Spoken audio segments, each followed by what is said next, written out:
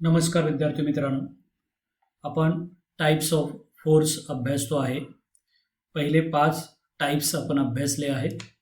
पहिला होता muscular force. The force applied with the help of muscles is called muscular force. दुसरा प्रकार होता mechanical force. The force applied by means of a machine is called mechanical force. त्यानंतरचा type होता तिसरा gravitational force. The force applied by the earth to pull objects towards itself is called gravitational force. आणि fourth type जो आपण बघितला होता तो होता magnetic force. The force exerted by a magnet is called magnetic force. आणि number 5 चा आपण टाईप बघितला होता तो फ्रिक्शनल फोर्स, म्हणजे बिकॉज ऑफ फ्रिक्शन तिथे सुद्धा फोर्स ॲक्टिवेट होत असतं, त्याला आपण फ्रिक्शनल फोर्स म्हणतो. आज आपण शेवटचे 2 टाइप्स जे आहेत त्याच्यामध्ये 2 म्हणजे एकच राहिला आहे खरं तर, इलेक्ट्रोस्टॅटिक फोर्स आणि शेवटचा एक आपला छोटासा कॉन्सेप्ट आहे कंबाइंड फोर्सेस, याबद्दल माहिती घेणार आहोत. पण त्या अगोदर फ्रिक्शनल फोर्सचं एक अजून एक्झाम्पल आहे पहा. Why is a wooden plank lead down for pulling out a car which is stuck in mud. तुम्ही बघितलं असेल चिखलामध्ये वगैरे एखादी गाडी रुतली असेल, विशेषतः कारचं उदाहरण पुस्तकामध्ये आहे, तर तिकडून तिला बाहेर काढण्यासाठी टायर खाली आपण फळी घालत असतो.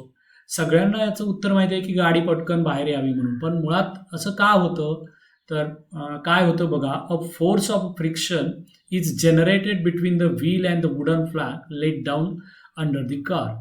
मुळात कार का तिथे रुतून राहिलेली असते तर चिखल आणि टायर यांच्या सरफेसमध्ये फ्रिक्शन होत नाही. चिखल मऊ असल्या कारणाने, आपण ऐकलंय मऊ सरफेस असेल तर फ्रिक्शन कमी होतं आणि त्यामुळे फ्रिक्शनल फोर्स तिकडे लागत नाही आणि गाडी पुढे जाण्यास मदत होत नाही.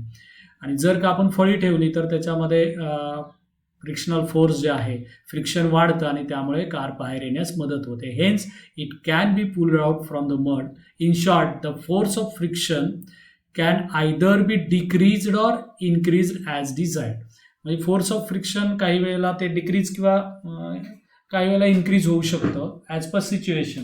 स्मूथ सरफेस असतील दोन्ही तर तिकडे काय होणार, दोन्ही सरफेस स्मूथ असतील तर फोर्स ऑफ फ्रिक्शन कमी होणार, आणि दोन्ही सरफेस जर थोडेसे रफ असतील तर फोर्स ऑफ फ्रिक्शन त्याच्यामध्ये फ्रिक्शन जास्त होईल आणि तिकडे ते जास्त ॲक्टिवेट होईल. शेवटचा प्रकार आहे इलेक्ट्रोस्टॅटिक फोर्स. इलेक्ट्रोस्टॅटिक फोर्सचं तुम्हाला पुढे 7वीमध्ये एक पूर्ण प्रकरणच आहे, पण तरी आपण एक उदाहरण आहे आपल्या याच्या धड्यामध्ये म्हणून आपण त्याच्यावर बोलूया. इथे एक छोटीशी ॲक्टिव्हिटी आहे, तुम्हीही करून बघू शकता. Spread small pieces of paper on a table. कागदाचे थोडे तुकडे कप्पे जे आहेत ते एखाद्या टेबलवर ठेवायचे. Rub a piece of thermocol or an inflated balloon against silk cloth and bring it near these pieces.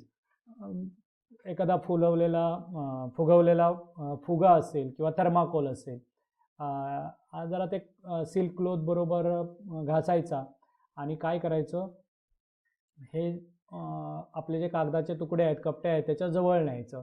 रब a plastic comb against dry hair and repeat the above activity. Plastic comb न्यायचा आणि परत ती activity repeat करायची same, म्हणजे त्या तुकड्यांजवळ त्याला न्यायचं. Rub a peacock feather between 2 pages of a notebook and bring it near your fingers. मोराचं पीस असेल तुमच्याकडे आणि मग वहीच्या किंवा पुस्तकाच्या 2 पानामध्ये ते रब करायचं आणि काय आपल्या फिंगरजवळ येऊन काय होतंय ते बघायचं आहे. व्हॉट डू यू सी, तुम्हाला काय दिसतं? इन द अबाव ॲक्टिव्हिटीज, या सगळ्या ॲक्टिव्हिटीमध्ये द pieces of paper किंवा hair and the peacock feather are seen to move. त्यांच्यामध्ये अट्रॅक्ट होईल. म्हणजे समजा कोंबचं उदाहरण घेतलं तुम्ही, इथं चित्रामध्ये दाखवलंय, तर कोरड्या केसावर घासणं गरजेचं आहे. कंगवा, जर केसाला तेल असेल किंवा केस ओले असतील तर काय होतं, जनरली तिथं फ्रिक्शन कमी होतं ना, आणि म्हणून कोरडे केस असावेत. याच्यापेक्षा वेगळा त्याचा काहीच अर्थ नाही. ओले किंवा तेल लावलेलं असेल तर जरा फ्रिक्शन कमी होणार आणि त्यामुळे आपला प्रयोग पटकन सक्सेस होत नाही, म्हणून ते कोरडे. यापेक्षा वेगळा त्याच्यात काही विशेष नाही. कागदाचे तुकडे असतील किंवा केस असतील किंवा मोराचं पीस आहे, या सगळ्यामध्ये तुम्हाला हालचाल दिसेल या प्रत्येक उदाहरणामध्ये. आता वाय डज दिस हॅपन, हे असं का होतंय? तर याचं उत्तर बघा काय आहे.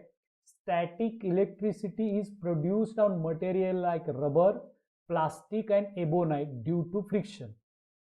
स्टॅटिक इलेक्ट्रिसिटी म्हणजे एका विशिष्ट ठिकाणी इलेक्ट्रिसिटी म्हणजे चार्ज डेव्हलप होतो. म्हणजे उदाहरणार्थ रबर किंवा प्लास्टिक, एबोनाइट यासारख्या पदार्थावर फ्रिक्शनमुळे तयार होतो. आणि the force exerted bye such electrically charge material, त्या इलेक्ट्रिकली चार्ज मटेरियलनं लावलेला जो फोर्स आहे त्याला इलेक्ट्रोस्टॅटिक फोर्स म्हणायचं. आता याच्या मागचं सायन्स काय, त्याच्यामध्ये कोणता चार्ज तयार होतो, कसा, हे आपल्याला पुढे मिळेल. पण आपण आता फोर्स फक्त पाहतोय. एकदम सोपं आहे. तुम्ही कोरड्या केसामध्ये कंगवा फिरवला तर आणि असा कंगवा अगदी तुमच्या हातावरच्या केसांजवळ आणलात किंवा कागदाच्या तुकड्याजवळ नेलात तर ते कागदाचे तुकडे किंवा कपटे जे आहेत ते कंगव्याकडे अट्रॅक्ट होतात.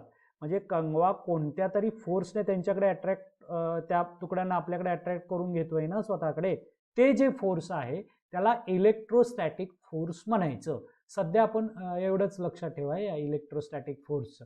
मग पुढे गेल्यानंतर तुम्हाला कंगव्यावर असा काय बदल होतो, कोणता चार्ज होतो, याविषयीची अधिक माहिती मिळेल आणि मग तुम्ही ते चांगल्या प्रकारे समजावून घेऊ शकता. आता शेवटचा एक युनिट आपलं आहे कंबाइन्ड फोर्सेस. काही वेळेला एकाच उदाहरणामध्ये तुम्हाला एकापेक्षा जास्त फोर्सेस ॲक्ट होत आहेत असं पाहायला मिळेल. उदाहरणार्थ बघा, इथे काही दिले ते. While an action is taking place, various types of forces act on the object in question. You might have seen a roller coaster or the juggling of sailboat on the seashore. म्हणजे तुम्ही बघितलं असेल, ही उदाहरणं आहेत. Roller coaster आहे किंवा juggling of sail boat म्हणजे समुद्रावरती हेलकावे खाणारी जी बोट आहे ना, ती तुम्ही बघितली असेल. यामध्ये variety of forces act together in this cases. एकाच वेळेला अनेक फोर्सेस त्या उदाहरणामध्ये तुम्हाला लागलेले दिसतील. To obtain more information about this, type the word trick science in Google search on the internet. आता कंबाइन्ड फोर्सेसची तशी भरपूर उदाहरणं आहेत. मी तुम्हाला एकदम साधं उदाहरण सांगतो. म्हणजे अगदी हे रोलर कोस्टर किंवा सेलबोट जो आहे ते सोडा तुम्ही. त्याऐवजी तुमची सायकल आहे ना, याच्यासुद्धा बरीच फोर्सेस आहेत. पहा, तुम्ही मस्क्युलर फोर्स लावत असता, ओके, सायकल चालवण्यासाठी. सायकलचे जे स्पेअर पार्ट आहे म्हणजे बेरिंग आहे, चाक जिकडे फिरतं तिकडे ॲक्सेल आहे, त्याच्यामध्ये फ्रिक्शन फोर्स कार्यरत असतं. तुम्ही जेव्हा ब्रेक अप्लाय करता त्याच्यामध्ये फ्रिक्शनल फोर्स ॲक्टिवेट होत असतं. म्हणजे मस्क्युलर फोर्स आणि फ्रिक्शनल फोर्स एकाच वेळेला तुमच्या बायसिकलमध्ये काम करत आहे ना. असं एकाच उदाहरणामध्ये एकापेक्षा जास्त फोर्सेस ॲक्ट होत असतात. आता कोणकोणती फोर्सेस ॲक्ट होतात याच्याविषयी बरीच माहिती तुम्हाला गोळा करता येईल. ट्रिक सायन्स नावाचं अतिशय छान नेटला माहिती आहे, तुम्ही मिळवू शकता बाळांनो. हे प्रकरण आपलं इथेच संपलंय. काही तुम्हाला अडचण असेल किंवा काही शंका असतील तर मला जरूर विचारा. या व्हिडिओत आपण इथेच थांबूयात. धन्यवाद.